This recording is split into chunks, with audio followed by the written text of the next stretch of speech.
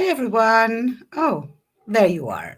Hello everyone. It's Isaya. I'm just going to get rid of this thing that says that the life is starting soon because it has started. And this is one of my Things Women Don't Talk About podcast episodes. So, if you remember, let me introduce myself first because I very often forget to do that. So, let me be proper this time.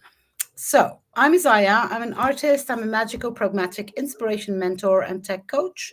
I'm a goddess teacher, traveling priestess, and I work with the goddesses, the Greek goddesses archetypes, and I facilitate sacred retreats on worldwide. Excuse my English. I've been talking Greek all day, so it's kind of, I'm lost in translation. This particular podcast series is called Things Women Don't Talk About. And it's a series where I have a guest tonight. It's Katische Haberfield. It's about conversations with a guest around topics that are seldom discussed, whether they are difficult or not serious enough to be broadcasted, whether too mundane or too sacred, too dark or too light, taboo or too fun. And no subject is off the table. So today, my guest is Katische, and Katische is a soul therapist specializing in spiritual regression and spirit releasement therapy. She specializes in helping clients release negative energies and attachments that may be holding them back from living their fullest lives. Through her sessions, she can help you access deeper parts of yourself and connect with your inner wisdom. Her passion for this work comes from a deep belief in the power of healing and self discovery. And I, for one, can be sure that this is the exact thing that's happening because I've been working with Katish quite a lot, and you can find me on her podcast, which is called again because I don't want to. The Infinite Life with Katische Haberfield. Absolutely. Hey, Trudy. So we have a few people joining us live. And so welcome, Katish. I'm really happy to have you. And our subject is one of those juicy ones. So how did we title it again? Are you alone in your body? So we discuss the probabilities of you not being the only soul inhabiting your body at any given moment and the ways to regain sovereignty while at the same time helping lost souls transit into the light. So, yeah, that seems like a big one, right? Are we alone in our body? So, I'm going to introduce that subject by talking about myself. And I was the person that doesn't believe any of this. I was the person that was not even sure that souls existed as a specific separated thing from me. And then I met Katish, and it was like, and indeed, I came to realize that maybe I was not alone in my body. And it was really so interesting to see that for me, the fear was what kept me small. So, is that something that you experience with many people where you start talking about spirit and souls and Well, it is very confronting, don't you think? We're not taught about this sort of stuff. It's not like no? maths 101, add two numbers together and you get a greater number. Well, this is about adding souls together that shouldn't be there. It's not in your standard curriculum. You don't learn about past lives. And in fact, it's very rare that people talk about it to their children or even to themselves. So yeah, it is kind of Agreed. and it was made Agreed. taboo. Yeah, exactly. And for me, it was also surrounded with a layer of fear, kind of. If I'm not alone there, for sure, the others are not well intentioned, which is not true either. I came to realize that maybe I was not alone, but the others were not enemies if there were others. And that was another step into me being okay with being less afraid, basically, and with learning more. Do you think we should teach that? Or, because knowledge, it decreases fear, kind of, you know. Yeah, I teach it. That's what my podcast is, teaching through action. We do have a large battle ahead of us in the fact that reincarnation is not accepted as a metaphysical or scientific fact yet, despite the fact that it was part of religion and has been part of most religions, and the fact that it was taken out of the Christian religion in the Nicene Creed. So Christians did believe in reincarnation, Mm-hmm. and said, "Thou shalt not anymore." And since then, we have been used by the powers that be to control thought by keeping us in fear. And I'm not a fearmonger, but keeping us in fear by thinking this is our only chance, this is our only life, and we have to follow a set of certain strict rules. Otherwise, we shall go to hell. Yeah, I get that. So, what do you believe? What do I believe? I believe that, Or what do you uh, experience, rather? Because yeah, it's not a belief question, you know. yeah, no, I have experienced and can remember many, many past lives, and have specifically gone into regression sessions to check out the facts, so to speak.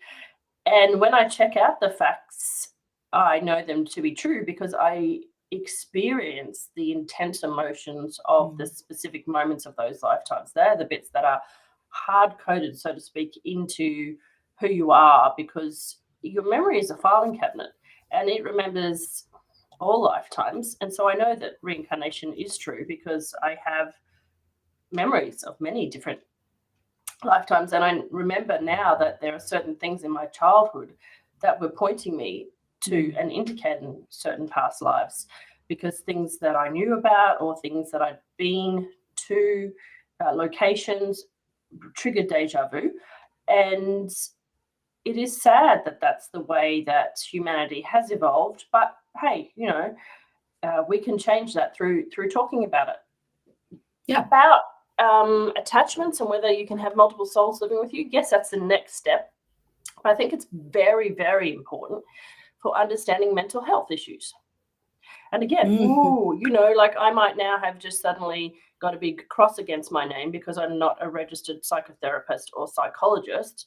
But there are many, many books published by people with PhDs in psychology and psychiatrists who have used spirit releasement therapy to help clients in the field of psychology and psychiatry understand cases where there are spirits who are different to the ones that were with you, Isaiah, who are actually negatively intended and causing bipolar and multi-personality disorders of sorts. I have to be very clear here because, there's a technical medical Yeah. definition, and then No, there's I hear you. spirits I hear you. acting like you have NPD. We're not diagnosing people here. No, But but still, they appear the same. They appear the yeah. same. And so one of the things is that when you have mental health issues and you are using medication to alter your consciousness, you're not addressing and checking first to see which of those thoughts are actually yours, which can be removed gently and guided to the light. And so I would love for people to understand that anxiety can be caused by attachments. So can ADHD symptoms, sensitivity symptoms, multi-personality kind of symptoms. But ADHD is a really, really interesting one, because I think there just happen to be a lot of people, who do have and do classify themselves as having disorders and getting medication for it, when it's actually just that they have grandmas or aunties or uncles or cats attached to them who didn't go to the light when they died. Yeah, and that's a big concept, and I don't expect humanity to get it straight away. No, but we're not in a hurry for anything. But as a client myself, or as a guinea pig of that, I can attest that the amount of freedom that I felt, the amount of space that was liberated in my psyche, the amount of things that I'm not doing anymore, that I'm not thinking anymore, that I'm not feeling anymore, because they were not mine, basically, is incredibly important. I mean, like, we're talking huge parts of me that were not of me. And that Mm. is um, really so cool. Now, of course, my next step, or as again as a guinea pig, or considering myself as a guinea pig, you'd never treated me like one. Let me be specific. Um, uh, the next thing was, oh, then the removing of is going to be painful. Mm. This is going to be hard and painful, and then the crazy words like exorcism and things like that come into mind. And again, I want to I would love for you to address that this is not the way you work, and it doesn't have to be painful, hard. For me, it felt like really in the liberation realm, like, ah, Absolutely. kind of more space to be there. um Well, you are liberating a soul who's a portion of a soul, so a person who's attached to you. And so let me explain the difference between exorcism, deliverance, and spirit releasement therapy. They're three yes, words. And absolutely. quite interesting at the moment, there's a brand new movie about the Pope's exorcist, which has famous Australian Russell Crowe in it. I'm not going to go see it. I've seen the shorts, and that's enough for me. I don't recommend you see it either. But it's based off a true story, which is about the Pope had a sanctioned and official exorcist. Now, in the Catholic Church, exorcism can only be conducted by appointed officials.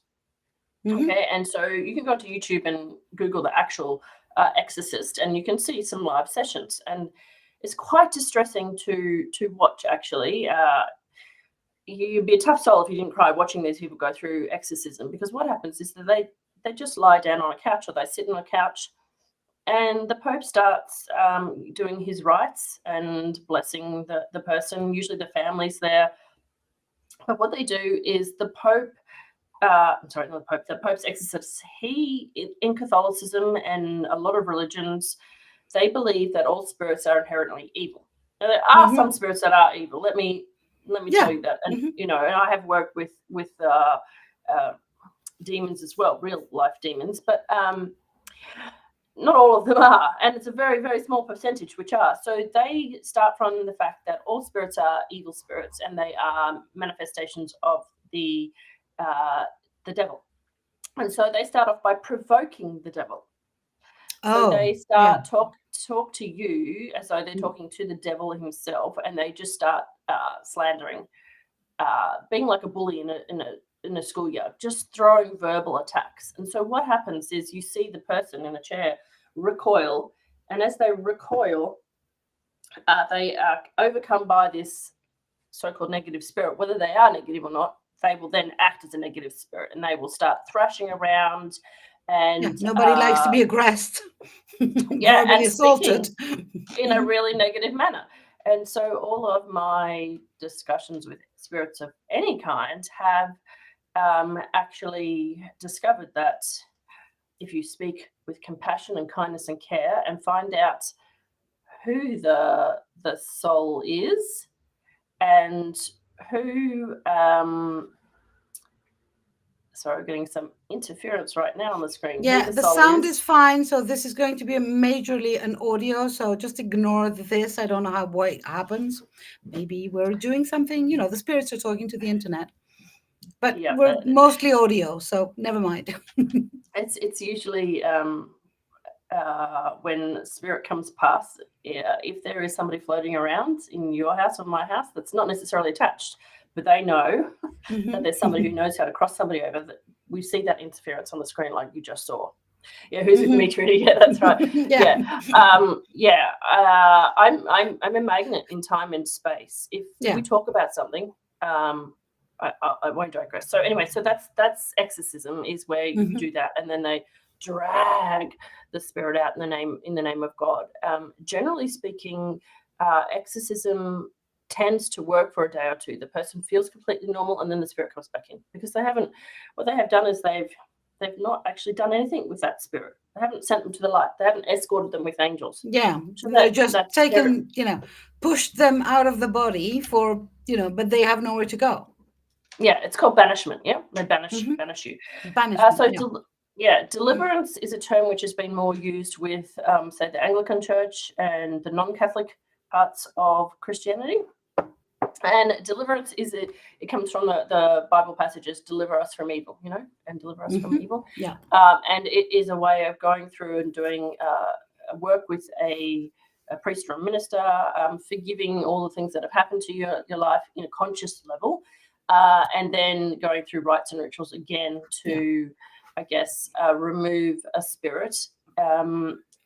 Spirit releasement therapy is taking you into a hypnotic state, very super relaxed state, taking you up to a safe space, which is in the celestial realms, where you meet with your spirit guides, and then you actually do a body scan. And in the body scan, you identify any sounds, any sensations, any feelings, and locate it on your body. And so we ask the person to, I guess, sort of view themselves from above and imagine they have like a crystal wand or a lightsaber of some sort, and they can detect parts of their body which feel like they shouldn't be hurting or shouldn't have a sensation, like itch, scratch. And then we ask the question, if that itch or scratch or noise could say something, what would it be? And this is a principle which is used in other healing modalities as well. Yeah. It's the way to remove illness from the body. The somatic information in the body knows what's going on and why you have an illness or in the body. And so it's a dialogue-based discussion, and we find out what is this? Is it just simply an emotion that you've stored in the body from this life? Because I guess the important thing that I want to really let people know is that your thoughts and emotions become manifest in this world. Yeah. So when you have a thought or a fear, experience a major emotion, if you don't process that properly, it gets stuck in the chakras, the meridians and nadis, the muscles, the tissues. And if that emotion or thought is continually thought or felt, it's compounded, and it is energy. All things are energy. Thoughts, energy, emotions is energy, and that actually can come into being as a force. So you can create a negative entity out of your own thoughts. Trust me, I have seen this now.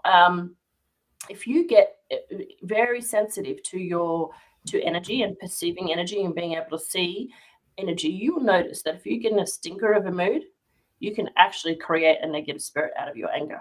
I've watched it now. I have actually seen that, because all powerful, aren't we? If you look very carefully, you will learn to see energy, and when you are angry, and you will see the energy come out of your mouth, that then needs to be immediately transmuted and sent to source. Angel straight away. But yes, you have to realize that this disease can be created or negative feeling can be created into a spiritual entity. So you could have a perfectly, you could just a normal thought or emotion, and then suddenly, boom, you've created an entity out of your own thoughts. So that's why mindfulness is one step towards it, but it's very important to be aware of your mental health. And what you are thinking. The second thing is it can be an actual a lost soul who didn't go to the light.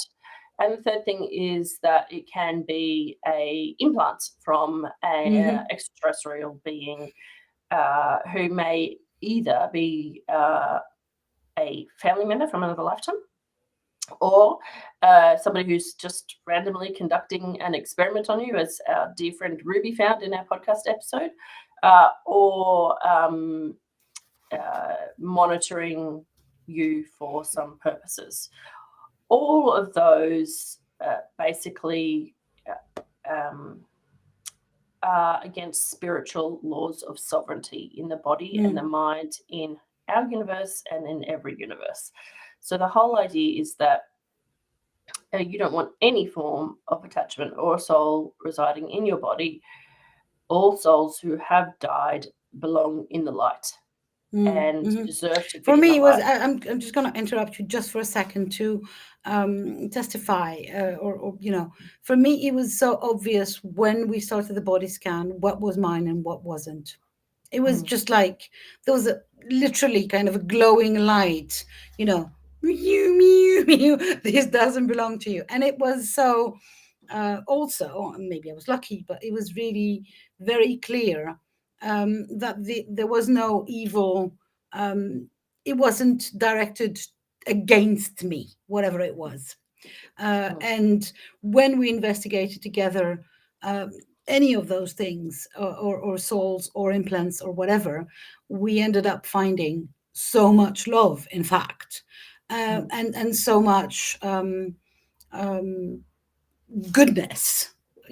Everything was kind of done in good spirit, if I may provide this joke. But and yeah, that for me was really, that it felt foreign, so it wasn't mine, but it was not ill intention towards me. And it was just a kind of crazy circumstances, or even a weird way to take care of me, or of Yes. a part of me. Yeah, we find that what happens is that, let me just also be very specific here, that you can have an attachment in this lifetime that's brand new. Like you walk past a hospital, you are energy sensitive, you haven't protected yourself. Very quickly, you can just surround yourself in diamond white light, in case your energy. Because hospitals are full of people who die, right? And so a lot of them die on the emergency table in the operating theatre. There is nobody who says, look for the angels, look for the light. And so there's lots of people floating around hospitals. So they will, a lot of my clients walk past a hospital, go visit a member, they get an attachment.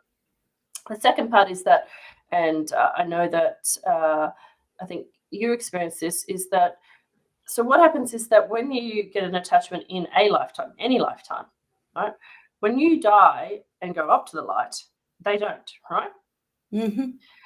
And because they have become in resonance with you and your energetic signature, what I call the soul blueprint, when you reincarnate and come back down again, they're still here. They know you. They're like, Ma, here I am. Absolutely. And so attachment comes back. So you can have attachments for thousands of years, and thousands of years. I mean, I've experienced people with attachments from BC. So it's fundamentally important that we do talk about this, because the souls that are attached to you are doing a number of things. One is they're looking for safety. The lower astral realms, the place where you go to begin the journey to then go up to the light. So it's the darkness that you see, the tunnel, is a place of negative energy. It's all the confused and lost people who didn't know to look for the light or didn't believe to look for the light. Lots and lots of pagans I've dealt with as ghosts who are like, well, I don't believe in God, so where am I supposed to go? And it's, you imagine like walking into a room where it's just a whole bunch of people in a bad mood, right? That's kind of what it feels like. I think it's like a room full of people with a hangover. That's what the afterlife is like. And then you've got the lower astral realms afterlife is a room full of people in a bad mood, and there's lots of bullies in there. Plus, there's the lower astral realm beings, and none of them can see each other. They're all feeling angry. They're all feeling lost. And if you have somebody walk past that as a bright light, or is in resonant to how they felt at the time of the death, or is similar to what they look like, or somebody who is married to them or something, then of course they're going to go towards you for safety. Yeah. But the thing is, they haven't gone to the light, so they haven't received healing. So they died of cancer, right? They still have, their etheric body is still in resonance of that dis-ease. Okay, and so they still feel the dis-ease.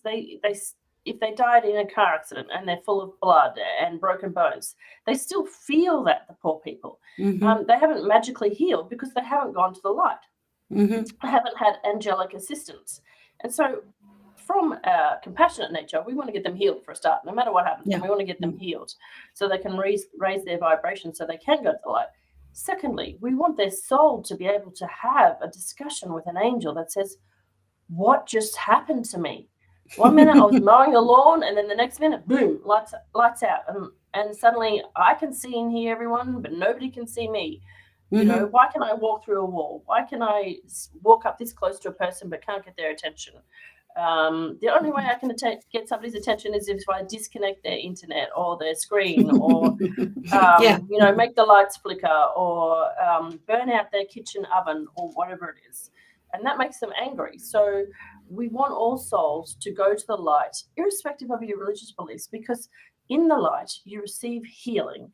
The angels, or whatever you want to call them, I call them angels, the higher light beings, they tell you and explain to you in your own words exactly what happened in your life and why it happened. And then they basically have a chat to you about, well, what does this mean for you? Why did this happen? What do you have regrets about? And so you release that, and then they reunite you with your family. And for some people, you just, depending upon the amount of trauma, you go to a special healing room, you receive healing for a very long period of time. When you finished your healing, then you may go to halls of learning to learn something that you didn't know about that would have impacted your incarnation more positively. And then you go to your soul council, and your soul council is your team that goes, right, let's talk about that incarnation.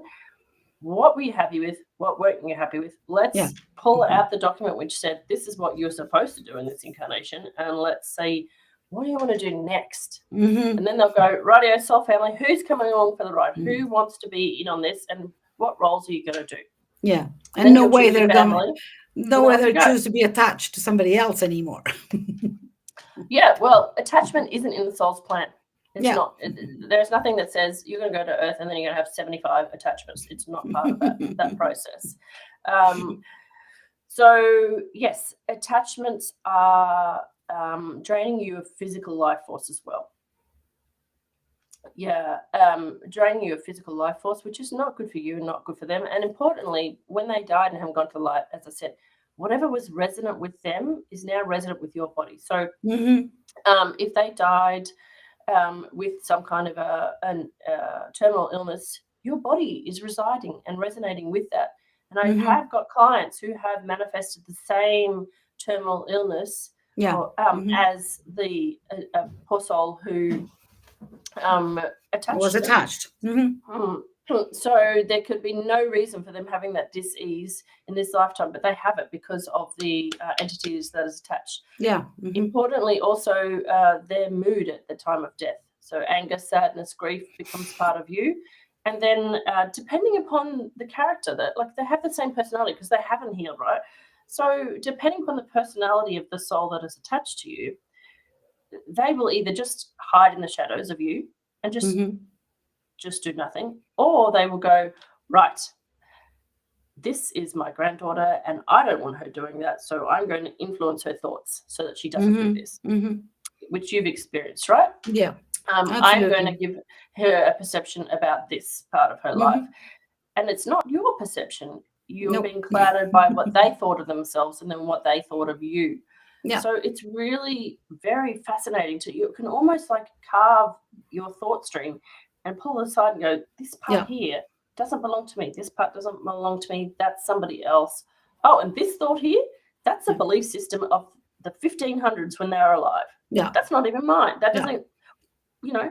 So when you move across, for me, one of the souls that was attached to me was died in fear, and so I was carrying way too much fear that was completely disconnected from my situation in my life and everything, and I was just in constant fear, kind of a basic constant fear for everything with no specific reason.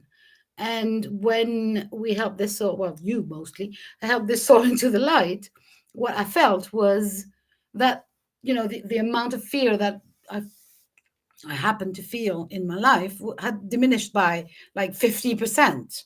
and it was only happening when there was a kind of a reason, if a truck comes in front of you in a car or something like that. But and that was really impressive for me, because it felt like, up to a certain extent, I used to believe that my emotions are mine. Well, how wrong was I? How wrong was I that, I was kind of manipulated, by someone who was very unhappy doing that. On top of that, who wasn't even doing it as a mean thing to me or an evil thing to me or to himself, by the way. Just it so happened that died in fear, carries the fear, and glued it to me, kind of. And yeah, I know I'm insisting on that a lot, but that's what I experienced. And coming from where I come, which is not believing in spirits altogether, or being in fear. And again, where does the fear come from? But being in fear that any spirit would be evil. I want to insist very much that, with all the good intentions of a not evil spirit, it still kind of had me live in fear for most of my freaking life. So, Yeah, we've got two and people hanging out. regaining what you call sovereignty, kind of, okay, who the hell is the boss in my body, has been, and I'm not finished. I'm not even halfway there, but I feel like it's so. I feel like I understand myself so much better, because there are not bits of things that are, foreign, literally foreign. Like, Yes, foreign, why? yeah. Exactly. And I think one of the things that I've learned over the past couple of years is that when you release these people, that's what they are, they're people, and cats and dogs, as we've experienced. When you release them, there's actually a little bit of grief that has to go on afterwards, because you're not who you think you are. And Yeah, you experience relief as well, but absolutely. you're not who you thought you were. And Absolutely. you have a lot of silence in your head, and you have to Hmm. readjust to being who you are. Okay, Hmm. so you're like, Absolutely. okay, who am I now? Let me Yeah. just think. Oh, Yeah. there's no people telling me who I am, Hmm. and it can fundamentally change the direction of your life, Yeah. because And it you takes a while. I must say, it takes a absolutely. while. That's why I'm saying I'm not sure I'm finished.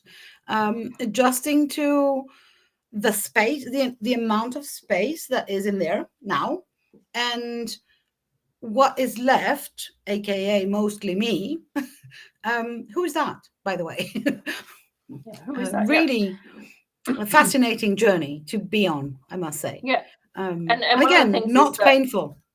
Not not painful, painful. not at I, all. I, No, I it's have not been exercised. I'm fine. Thank you. no, it's very. There's no pain whatsoever. The most you feel is profound gratitude and great and sense of relief and sadness for that soul that Yeah, there's a lot well, for me there was a lot compa- of compassion. Yeah, empathy compassion. with, Yeah.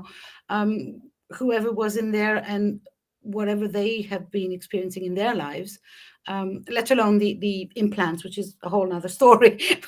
um, but even the soul thing is just like, oh my god, so much misery, and so much joy at the same time for being able to give them their passage to light, kind of, Mm. not alone, obviously you were there to help, but also archangels and angels, and this, yeah, I feel like it's doing a good deed, kind of, It is. It's also. great spiritual not service. only It's is it very. not only is it releasing me, which is fine and very useful, but at the same time I feel like, oh my god, so many unhappy souls, and stuck people, basically. Yeah. I like to say, imagine you were a mother, even if you haven't been, or a father, and your child got lost for eternity, Hmm. and they found a hand to grab onto, and they stayed there with that hand until they were discovered. Wouldn't you, as their parent, say, please, thank you very much, but help me Yeah, take this soul, take my soul take my child to the angels, to yeah, whatever you want to believe obviously. it is. It's really quite moving. The other thing that I want to point out is that like all healing, this is done in layers. So just because somebody has a couple of sessions 1 year doesn't mean that it's done and dusted. Yeah. No. As you heal and as you step into your power, the different healing and as you step into who you are will then shift any further attachments up. So I can only talk about my own self in that a lot of the attachments are stored deeply in the chakras. And if you imagine it's like a well that you're looking into and you're shining a torch into, right down very, very, very low, at ridiculously impossible levels, can be layers of attachment that will slowly come to the surface. So it doesn't speak any negativity to anybody to come back a year later and go, layer 2, please. Level 2. I'm pretty sure. Yeah, I've experienced it myself. And so sometimes it can be, initially you clear this life stuff, the stuff as you were walking past that somebody attached to you, and then you might have been a nasty old bastard in a lifetime, which I've been. And, you may have caused great chaos, and your ex-wife attaches to you out of spite. Ex-husband, whatever it is, or a fragment of their soul. Because when we have anger towards somebody and we think negatively towards somebody, it's like a spear is shot out, and that is an aspect of them. An aspect alone can attach to somebody. And so I've had an aspect of the soul of somebody I was once married to attach with great negative feeling to me. And that aspect has tried to sabotage my current lifetime, that aspect tried to sabotage my cat, Max, and did a very good job of it by sending a slug to attach to Max. And Max actually had to work with Cindy. She's an amazing person, Cindy Porter, to help me with that. There was this physical friggin' slug attached, etheric slug on top of Max, which was sent that was draining Max's power and making Max attack my children. And wow. I was like, this is not Max's behavior. And we cleared that. And then we found way down an aspect of somebody I'd pissed off in a previous life. And that aspect had enough consciousness to direct anger. So really important to live your life and clear and heal regrets and leave this life without anger towards other people. Can I ask, because we're getting close to the end of this, because I'm trying to keep those under 45 minutes. Can I ask, why would someone think I need a session with Katische to see if I have a spirit attached? What are the symptoms? Let me go, because I came to you through other ways and not because I was conscious enough. I was unconscious completely. But I'm guessing, there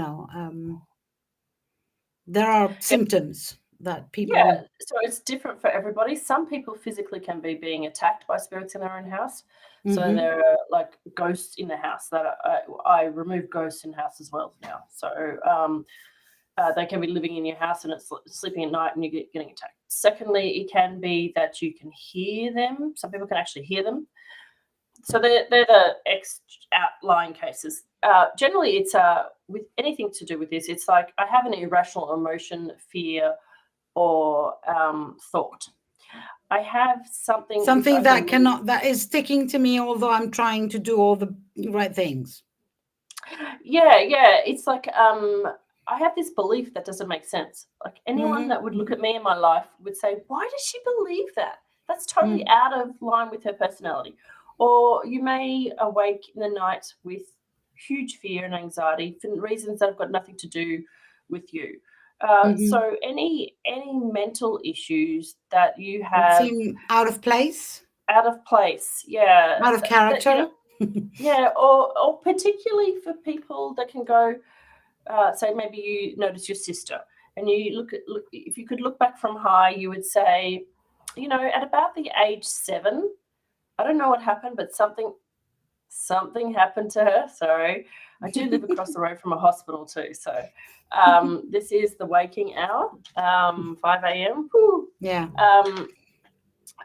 So we are calling Archangel Michael, Uriel, Ariel, Azrael, Gabriel, please assist. You can look at them and say about the age of 7. I don't know what happened to them, but they changed. They then became very sad or angry or something fractured in their mind. Yeah. And it's at these points of intense emotion and fracturing that we say, okay, is this just a disassociated personality, which is a psychology term, where you basically have an aspect of yourself that goes into hiding and you have to go and pull them back and reintegrate the body? Or is this something the entrance of somebody else that then takes over? Yeah, so it's asking about things that don't make sense, basically. Yeah. That's very, it's an easy way in, because if we observe ourselves, there are so many occurrences where you think, this, why?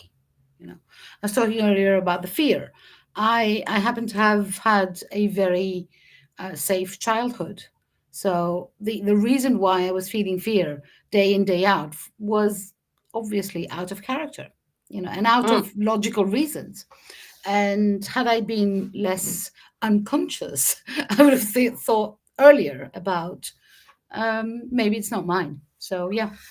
Can I just leave one last thought too? Absolutely. For those of you, and please hear this with the background that I trained in wineries and worked in wineries for many years. I went to university to study wine. Okay, so dissing the wine industry. Sometimes these things happen when you alter your consciousness through alcohol, tobacco, vaping, any kind of smoking, psychotropic drugs. Whenever you alter your state of consciousness, and meditation, you have to always surround yourself with a diamond white light. Alcohol is the number one way that you basically, it's like if you imagine you turn your aura on and off. Bing, bing. Alcohol, tobacco, smoking, and any psychotropic drugs, any time that you're in an altered state of consciousness, boom, your aura goes down. Yeah. If you smoke, your aura gets shredded. So most likely, for most people, it's that one time at the open pub door where you drank way too much. And I have this coming up in the podcast later this year, where you've gone, oh, I don't remember going home. Boom, you're in the pub. Pubs are notorious for being, just ask any psychic at Ghost Hunter, they go to pubs because that's where they hang out. Don't drink alcohol is my humble. Yeah, I would adhere to that one.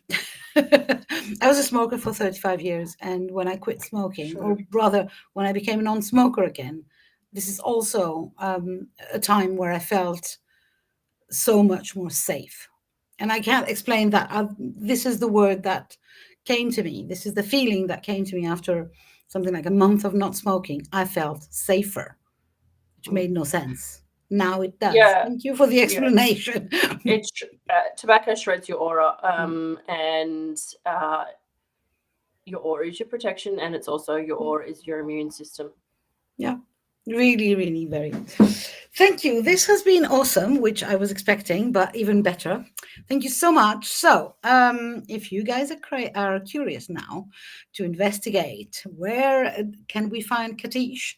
You will find all her promo, all the links to her website mostly, and to her podcast, The Infinite Life with Katiche, under the video or above the video. If you're listening to the audio on my podcast, every detail will be there. The basic link is https //katiche.com. So it's an easy one, except Katiche, look at how it's written under the video. And if you want to listen to her podcast, there are so many episodes that are like, for me, it's like watching a detective story. Every time I listen to one of the podcast episodes, even my own, it's like a detective story, and an amazing one. So I just want to say how much you humble me, and I'm so happy to have met you in my life, and how important is the work you do, both when you do the work and you explain the work as well. So thank you very much. I'm so happy that we could have this conversation and maybe share a little bit more of the knowledge so that people get warned that things might be happening to them that they don't need to suffer through. That's exactly right. Thank you so And much. souls and souls can be saved at the same time. So amazing. That's right. Win-win situation. Thank you very, very much. I will see you around. The next episode is in less than a month. And I have no clue with who because it's not organized yet. So I'll talk to you later. Thanks again, Katish. Bye for now.